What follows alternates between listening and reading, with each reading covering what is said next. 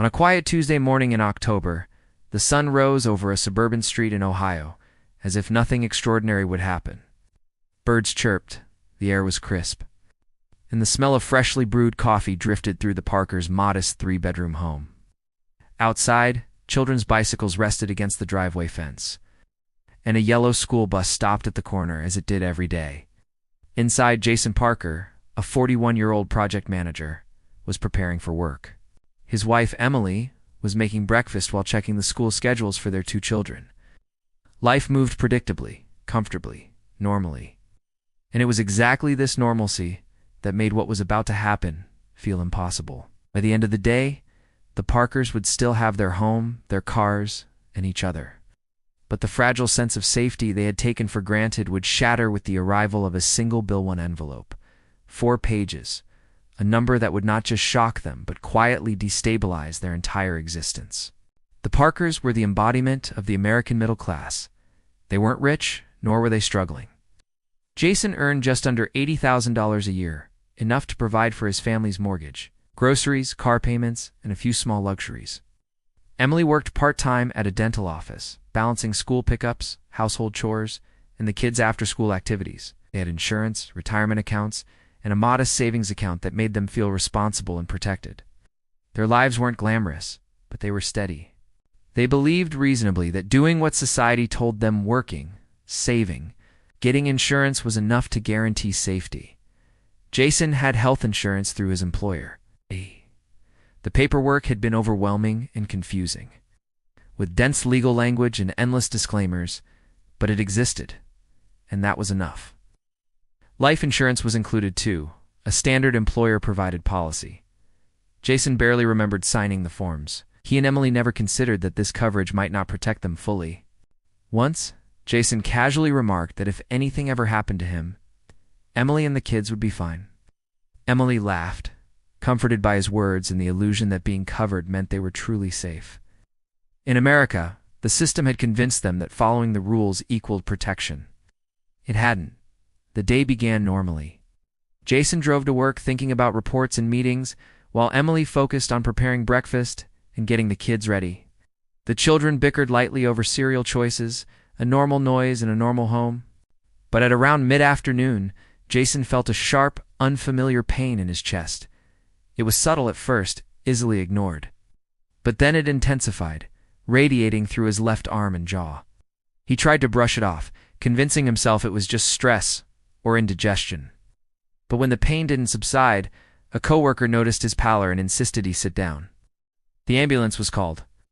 Jason's first thought was embarrassment, a fleeting worry about overreacting.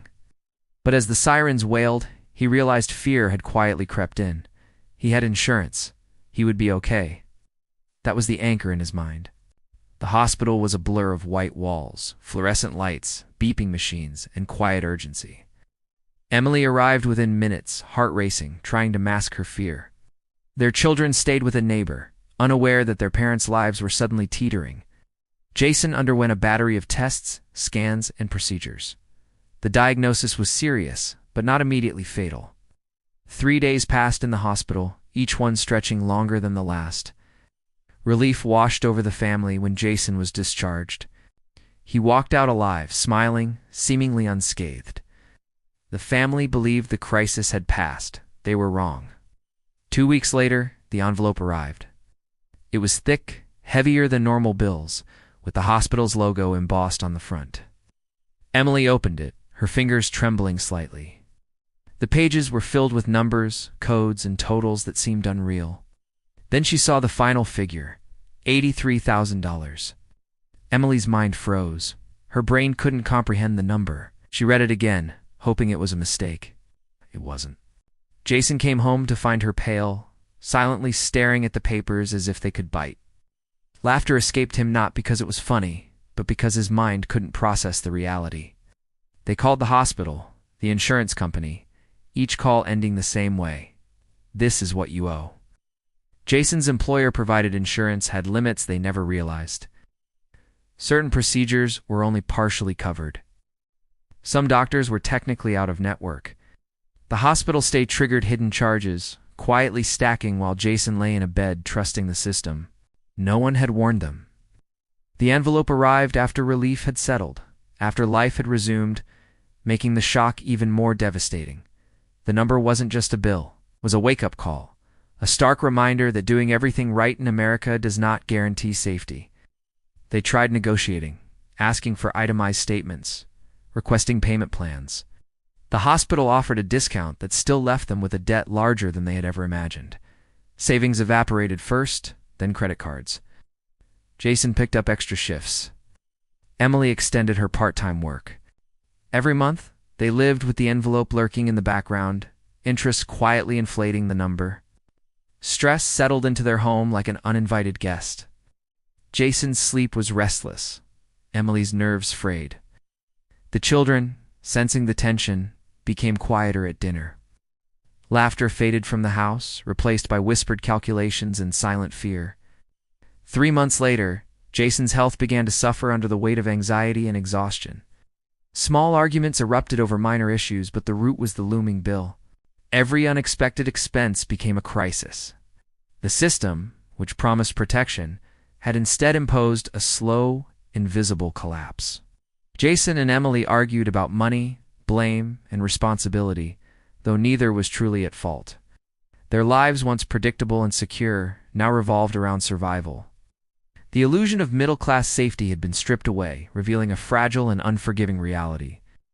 As months passed, the Parkers faced calls from collections, letters, and mounting pressure. Their home remained intact, but the psychological toll was enormous. Jason's confidence eroded. Emily's anxiety grew.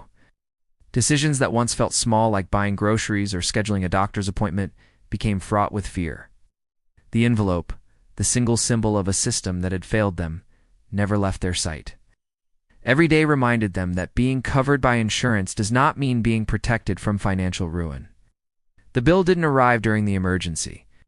It arrived after the crisis, when the family was most vulnerable. And that is the cruel truth. Financial collapse often doesn't come as an explosion.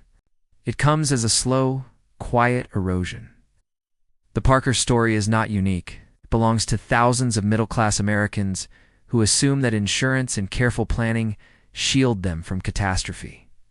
They do not. The system is designed to provide relief first and collect payment later. Survival and safety are not the same thing. Jason eventually met with a hospital financial advisor in person. She explained the options: payment plans, partial forgiveness, bankruptcy as a last resort. None of them were easy. None felt fair. The powerlessness Jason felt that day replaced the anxiety he had experienced since the bill arrived. The realization that doing everything right still left him vulnerable was crushing. The belief that work, saving, and insurance guaranteed safety had been shattered. He left the hospital that day carrying not just paperwork, but a new, bitter awareness of how fragile stability really is. Years passed. The debt lingered. The Parkers never fully recovered the psychological peace they once had. Vacations were abandoned, college savings delayed indefinitely, everyday decisions weighed with fear. Jason continued to work, Emily continued to juggle responsibilities, but life had changed irrevocably. The home was still there, the kids were still safe, but the sense of security that had defined their lives for decades was gone. Every American who assumes stability from insurance and income is vulnerable to the same slow erosion. And the lesson extends beyond the Parkers. It is a warning for anyone who believes that following the rules is enough, that trust in the system is equivalent to safety, that doing what society tells you guarantees protection. It does not. Collapse often comes quietly, delivered in a single envelope, at the moment you least expect it. And the most dangerous part is that it never feels urgent until it's already too late. In the end, the Parkers survived. They did not lose their home, their jobs, or each other. But they lost something just as important: the belief that the world is safe when you follow the rules. They learned that, in America, even careful planning cannot guarantee security. Their story is a testament to human resilience, yes, but also a stark reminder of systemic fragility. For millions, it could happen tomorrow. And for those watching, the lesson is clear. Stability is an illusion until you understand the fine print, the hidden costs, and the silent failures of a system designed to promise more than it can deliver. And sometimes, all it takes is one bill to change everything.